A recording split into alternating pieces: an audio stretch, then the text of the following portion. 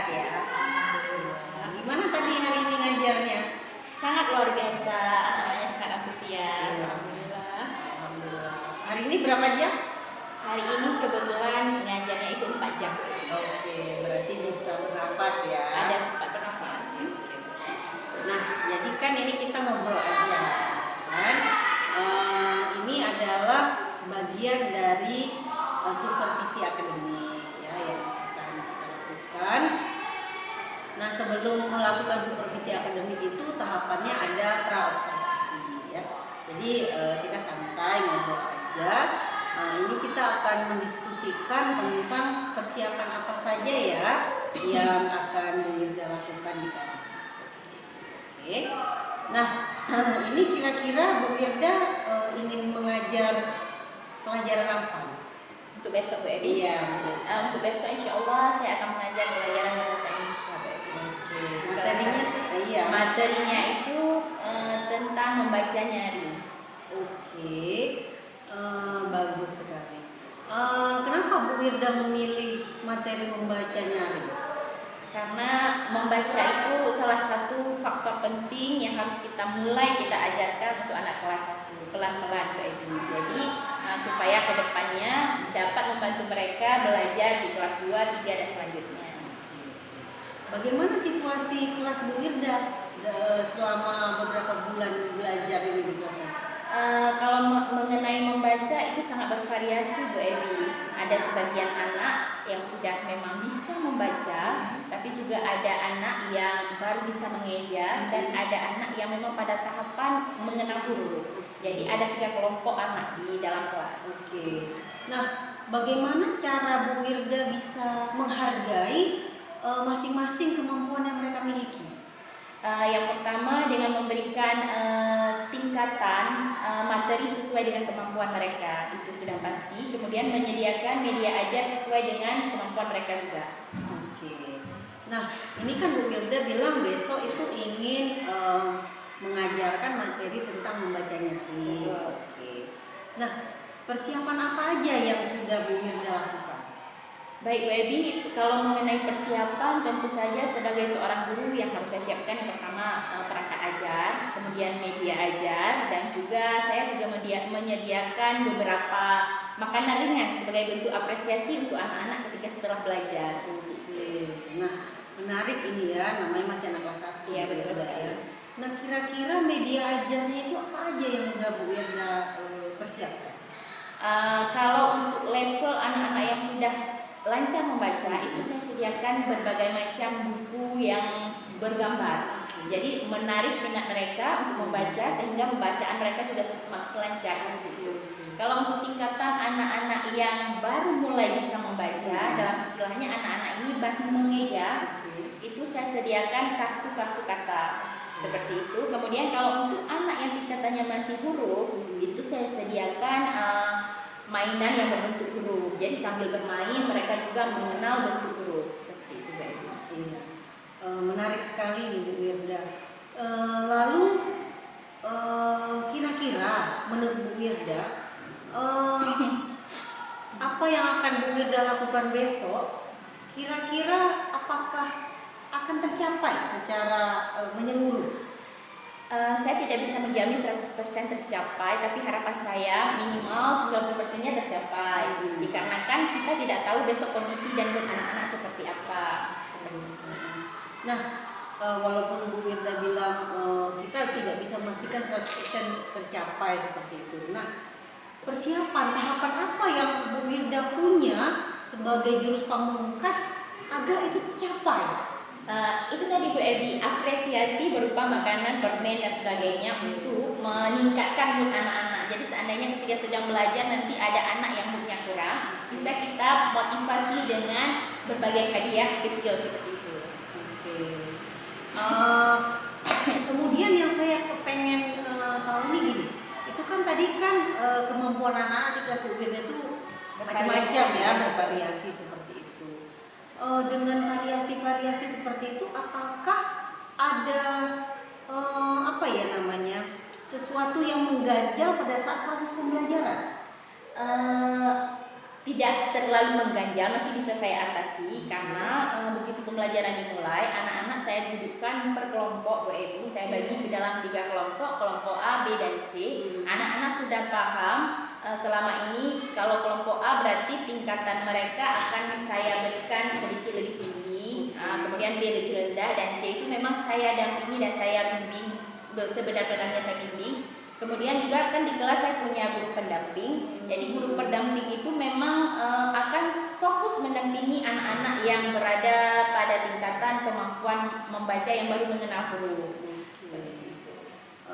Artinya pada saat Bu Wirda kelompokkan mereka tidak merasa dibeda-bedain gitu. Justru memotivasi mereka. Jadi ketika anak yang di kelompok B mereka mau ke kelompok A, jadi mereka lebih rajin membaca. Saya mau duduk di kelompok A.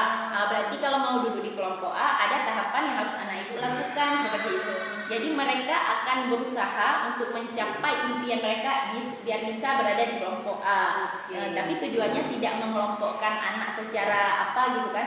Cuma ini supaya anak-anak yang tadi tahu kemampuannya dan mau berusaha agar kemampuannya itu lebih meningkat seperti itu. Oke, itu kan kalau kelompok B atau C ya. Bagaimana sikap anak-anak yang berada di kelompok A?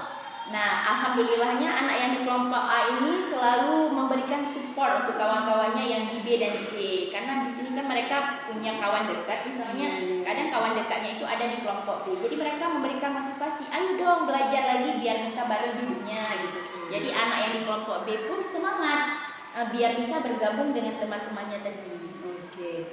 Nah, sejauh ini yang mungkin sudah Bu Wirda lakukan ya dengan beberapa materi. Nah, kedepannya Bu Wirda kan ingin mengapresiasi mereka dengan makanan, dengan jajanan seperti itu.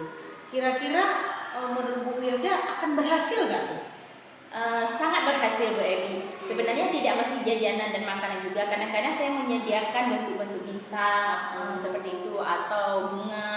Kalau anak perempuan kan suka yang berbau bunga-bungaan gitu kan. Jadi saya sediakan itu, saya tempelkan di buku mereka atau di papan bintang gitu. Jadi mereka punya papan bintang di belakang kelas. Jadi setiap anak yang berhasil melaksanakan tugasnya dengan baik, mereka akan mendapatkan apresiasi satu bintang, dan mereka bersaing untuk dapat itu. Oke, dan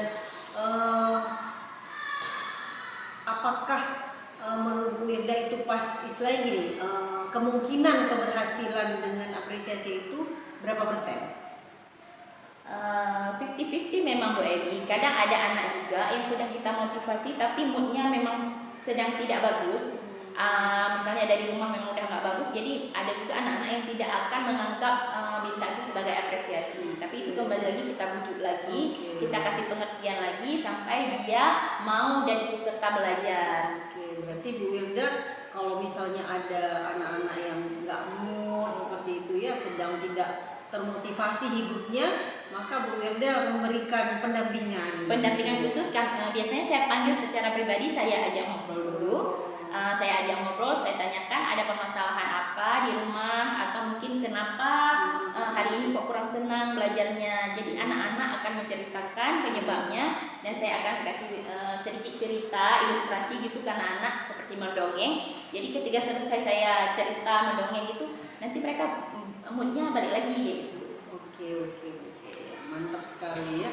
Persiapan Bu Wirda juga sepertinya sudah matang dengan berbagai media belajarnya seperti itu ya. Semoga pada saat observasi nanti, pada saat materi itu berjalan, semua bisa berjalan lancar sesuai dengan harapan kita.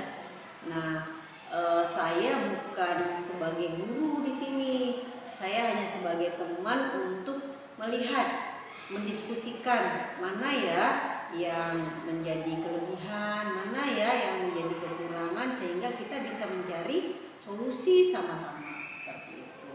Nah, semoga harapan kita, harapan Wirda, harapan saya sebagai teman, apa yang ingin Bu Wirda lakukan besok bisa berjalan dengan lancar. Ya. Mungkin ini saja. Terima kasih untuk diskusi kita hari ini. besok saya akan masuk ke kelas Bu Mirda, mohon izin untuk mengobservasi. Setelah itu mungkin kita akan ada diskusi lagi tentang bagaimana kelebihan dan kekurangan pasca observasi. Baik, ya, terima kasih banyak. Iya, terima kasih Bu Mirda sudah mau mendiskusikan hal ini dengan saya. Oke, selamat sore Bu Mirda. Sore juga Bu Mirda.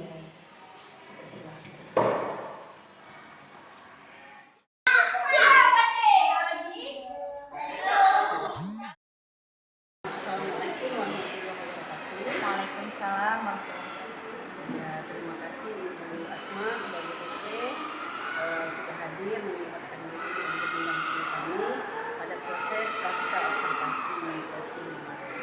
Nah, perkenalkan ini Ibu Mirda sebagai teman sejawat saya yang akan melakukan coaching itu, dan Ibu Mirda ini Bu Asma sebagai penjaga praktek di CBT.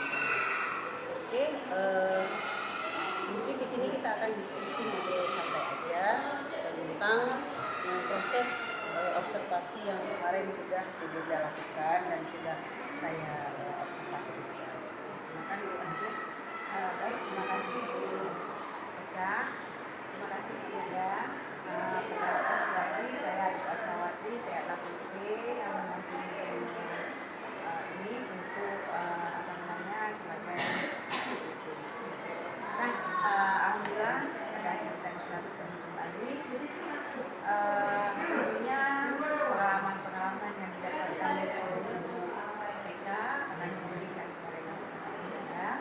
Nah, dalam hal ini yang dilakukan kita sebagai coaching.